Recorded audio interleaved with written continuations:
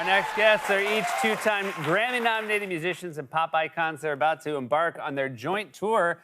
Charli XCX and Troye Sivan presents Sweat. Tickets are on sale now. Please welcome back to the show, Charli XCX and Troye Sivan, everybody.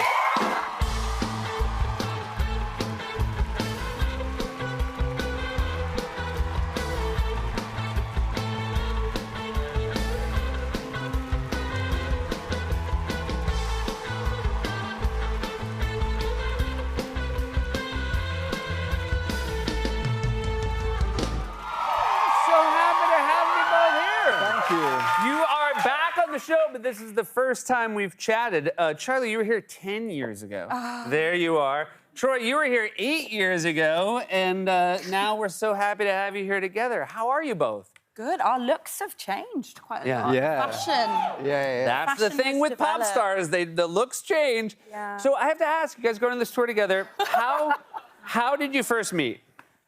The first time, well, so actually, I saw you before I met you at a festival in the UK. I went and watched Charli perform. I was like front row. Charli looked at me. I got starstruck. Charli, do you remember looking at Troye in the front row? No. Okay. Fair enough. There were probably like 25 people there, though, so you know, it definitely wasn't a sold-out show. I was like singing every word. I loved it. Was it sold out, though? No, literally. Like, not at all, you know? No, yeah. But no, and then the first time we actually met was at Charli's house. Charli had a house party, and somehow I ended up there. Okay, it was in LA? It was in LA. Okay, yeah. and Charli, did you throw good house parties? Yeah, I did. Okay. They were kind of like, I mean, I don't want to... They were kind of famous. No, they were iconic. Okay. No, I swear. They were iconic. I had heard a lot about them. That's why I was really excited to like Tell me go. some of the iconic details of a Charli XCX party. What was the location? What was the house like? It was like a castle. Yeah, it's like an old kind of Tudor house. I don't live there anymore. Okay. It was like an old Tudor house. A little bit scary. Spooky vibes for Yeah, Okay, this is, let me just say, this is sounding very iconic. Yeah. Spooky old castle, great. Yeah. Occasionally the police would get called. Okay. My neighbors hated me. Did you ever mend it by the time? Do you think that when you left, they were like good riddance, or they were like, you know, we were wrong about her? No. Okay. They were like, bye! Yeah. And so you go to this, you sort of get invited to, did you know before you went there that these parties already had this reputation? Yeah. Okay, No, I'd heard about the parties.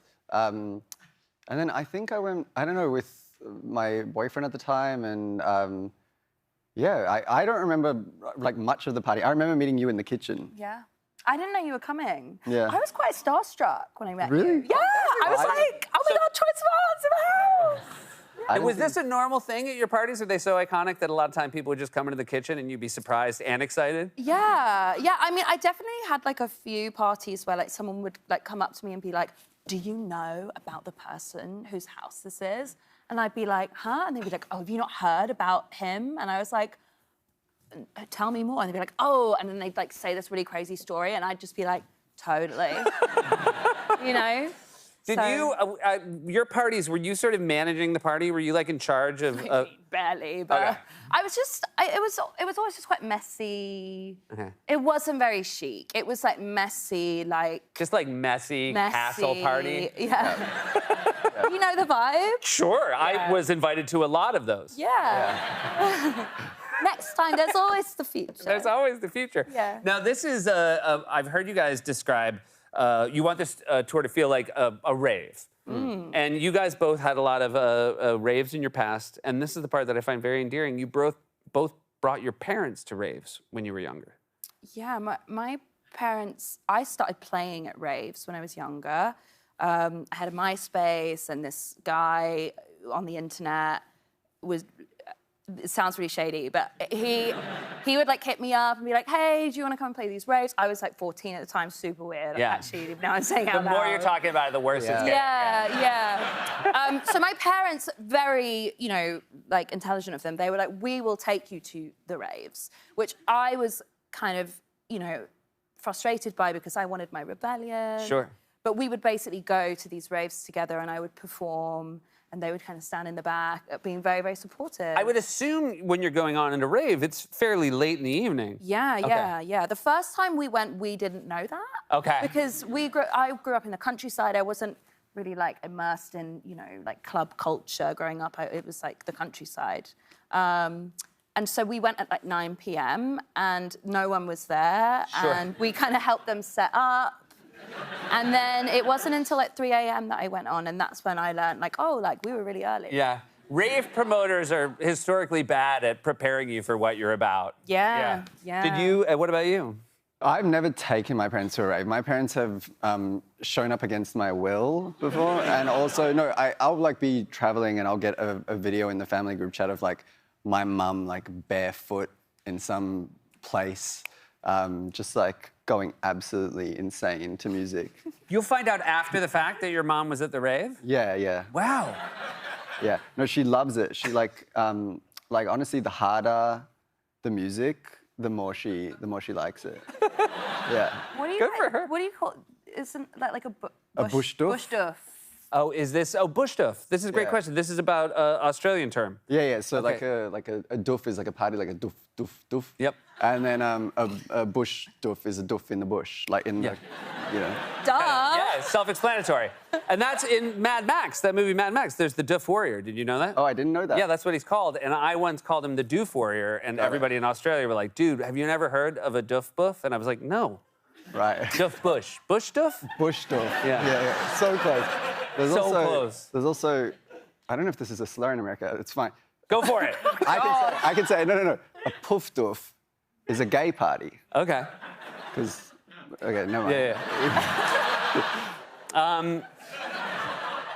Now, I have another question for you guys, which is, how do you guys feel when you're out in public and you hear your music? I love it personally. I'll like run to the bathroom vibes. I don't love it. You don't love when you hear your music, but Charlie, is it true that you've actually seen Troy? Yeah, I was gonna say this isn't true. Okay. Because we've been out together recently. We were at a Grammys after party, Yes. and your song came on, Yeah. and it was very much like Troy, middle of the dance floor.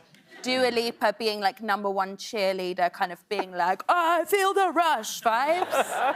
And you were in the cute little beret in the middle. Yeah. It was a moment, and you loved it. No, Like, okay, so I was gonna be like humble vibes and say that I hate it. I really do, but then that night, like, not to brag, but I got nominated for a Grammy this year. Congratulations.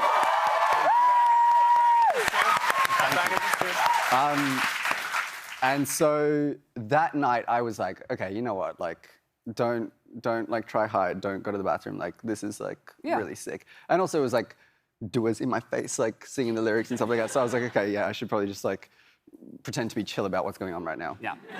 I think that you were right to celebrate that moment. I think Thank you. Yeah, thank you. That was a very, very smart choice. You also you were portrayed, I should say, in an episode of SNL recently. Timothy Chalamet played you. Yes. It was about a woman who had a medical condition where I guess she just like saw you dancing. And you did not know this was coming. I did not know it was coming. They had like emailed to get the song cleared Sure. for SNL. So I knew that there was a chance that the song was gonna be on SNL, but I had no idea. I had no idea any details. I did a Google search and saw that Timothy was hosting, and so I was like, "There's no way. Like, there's no way." But then, even so, I thought maybe it would be like sort of the butt of a joke for like 1 second or something. I had no idea that it was gonna be like a whole A full sketch. skit like that. And then, I made it my Instagram pictures. Yeah, so you changed your profile picture to be that. Which, by the way, like... The thing is, though, now some people don't know that that's not me, and like you know, with work and stuff like that, I'll get sent like some creative deck or whatever, and the brand will like include a picture, like all these beautiful pictures of me, and then there's like Timothy in the wig. Yeah, it's awesome. You also, we're talking, you did raves early in your career. You performed at raves. You were a busker 10 years old? Yeah, I used to sing like in the city, just like on the street in Perth. I hated it so much. But you say that about hearing your own music, and now we know No, you this love I it. genuinely, I really detested So this. why did you do it? I mean, I'm so impressed to like work through. Did you hate the performance anxiety, or just which part of it? I just did it for money, honestly. Like, I really, it was, I guess, good experience and stuff. And I think it was like fun to try and get people, because when you start, it's so brutal. People just like walk past you, you don't pay any attention. And then, you know, if you can start to like build a crowd, it's kind of fun, I guess. But I did it like maybe 5 times, and it like, I made more money than I did at my bar mitzvah, and that was like sick to me. So, That's very impressive. that was cool. So you guys must be so excited you're going to spend the fall together doing the show. It seems like you really genuinely get along. We do. We were just saying before we were coming out here, we like don't know any of the info about the tour. We were like, when does it start? Who knows? We're like supposed to be promoting it, but you've got the info. I've got the info, and you know what? I'm gonna venture. There's a website and everything. I reckon there is. Yeah, yeah. But no, it's gonna be great. It's gonna be so fun. It was so nice to have you guys on almost 10 years ago, but it has been even more lovely getting to talk to you in person. Thank you guys so much for being here. It's just been the Thanks for best. having us. Guys, try the XCX and try some on, everybody. Tickets to Sweat are on sale now. Right here. We'll be right back with more Late Night.